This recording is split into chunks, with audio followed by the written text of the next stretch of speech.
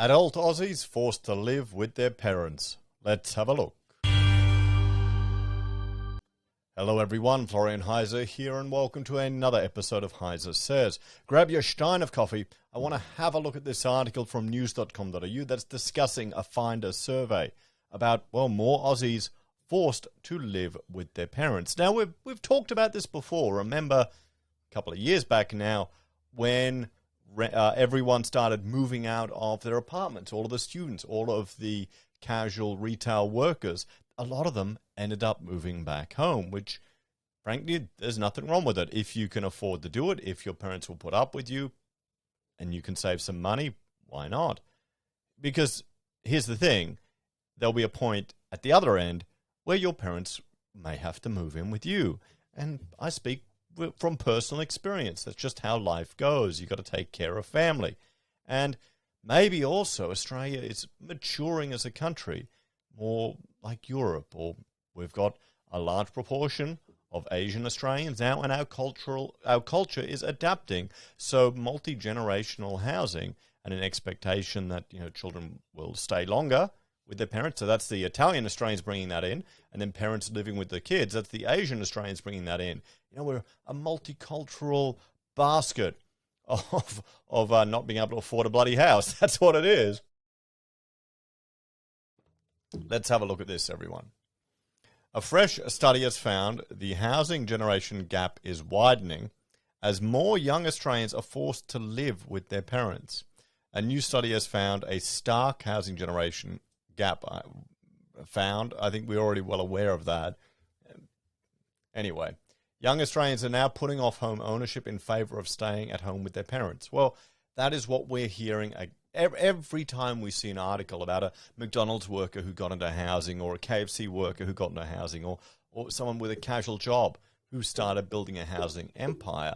A lot of it was because they could live at home with their parents to reduce their costs to absolutely nothing, and then use that to save a deposit and jump right in. I mean, if that's the strategy people are doing, is there a problem with that? If you can put up with each other, the dynamics change when you're living together as adults, sure, but I don't know. I don't really see an issue with this. The Finder survey found 1 in 4 millennials. Now, you've got to understand, I'm a millennial, okay? I'm over 40 now, 41. So millennials aren't kids anymore. We're getting older. So they're cooped up with their parents' house after the age of 30, compared with 92% of boomers who have moved out of home by the same age. Well, times have changed, guys. It's much more expensive. The boomerangers are getting into the property market later than their parents as housing affordability reaches new lows. Despite low interest rates reducing borrowing costs for home buyers, Finder's analysis found millennials are paying 4.9 times more for a home than baby boomers did. And well, we've looked at this for some time. Hang on, I'm just trying to find a chart here. They're all really depressing, actually, when we look at housing affordability, guys. I'll bring this one up. This is, in 30 years, 565% growth in housing.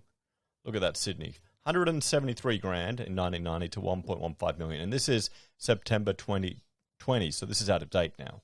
It's gone up since then. But if we go back, that same period, wages only increased by 320%. So wages are not keeping up with housing growth. Now, there's going to be many people that have solutions for this. It's going to become a political issue. I would argue that we need to make it easier for houses to get built. You need to make it easier for people to modify their houses. You need to reduce the red tape. But I can't see that happening. If anything, we're getting calls for more red tape and more intervention. All of these things drive up housing. Look at the Greens. They want air conditioning in every rental property. That will drive up housing. Every rule you put onto the housing sector, you drive it up. Every bit of green tape, every bit of red tape, every bit of bullshit that you put in there will drive it up. Every intervention you do and strangle the free market, you'll drive it up. I mean, just look at someone who wants to split a block. You buy a bigger block in Brisbane, you want to split it to build 2 houses, which is fantastic. That's what you want to do. You want to increase the density, more houses. but just the fees, charges associated with that. Anyway, so, I mean, will there ever be I can't see either side of politics taking the steps necessary, so stepping back and allowing housing to become more affordable in Australia. I can't see it happening. Statistics revealed nearly 2/3 of baby boomers had bought their first home by the age of 30, compared with 42% of Gen X and 34% of millennials. Finder senior money editor Sarah Migginson told NCA Newswire that would-be homeowners might be forced to rent the Australian dream. Well, that's the thing.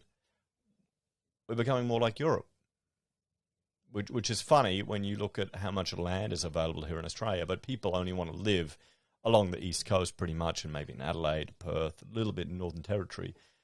That's where people want to go, where they want to stay, and that's fueling demand. You can see here in Queensland, house prices, we'll bring them up. Let's bring up asking prices in Brisbane, everyone, because it's just nuts. I'll let that load up. Come on. There we go. I mean, there you have it, guys. Look at that increase. Ignore the actual value, but look at how much it's gone up recently. So Sydney and Melbourne are cooling, and Brisbane's just going hot. And you've got people who want a huge crash or correction in the market. Even if we fall 10%, 20%, it's still not going to be affordable for a lot of people.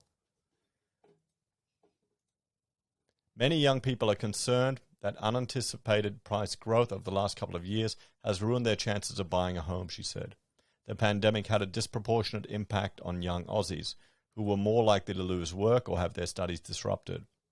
They're also the least likely to have benefited from rising house prices, resulting in a double whammy blow to their finances. The study shows the average West Australian gets into the property market at 27. Those from New South Wales don't sign their first home until 34. In 2021, the price of the average Sydney home went up 25%, while wages increased by just more than 2%. Ms. Migginson said the future was not as dire as some might think. Now that some of the heat has come out of the property market, and with prices expected to fall slightly in the year ahead, you might actually be in a better position to buy in the near future, she said. If you want to buy sooner than later, there are low deposit home loans that help you purchase a home with as little as 5% deposit. Yes, and some of them, the government will own a part of your house. That's not terrifying at all, is it? Just make sure to crunch the numbers so you know you can afford your mortgage repayments. So let's have a bit of a talk about this. I don't think people moving home to save up for a deposit is a bad thing. I think it's a privilege that some people get to take advantage of. Others can't, though. They can't. They don't have that advantage. And that's like your parents giving you money to buy a house or to save. And it also is a family needs to get together and take care of itself. Maybe this is, when Australians are realizing what's really important, it's the family that'll take care of you, not the state. What do you reckon? I think this is a sign of the time that Australia is, maturing.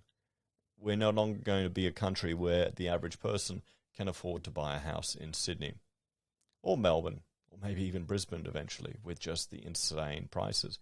How many years now people need to save for a deposit is insane. It's longer now to save for just the deposit than it would be to pay off a house for previous generations. Australia's changing.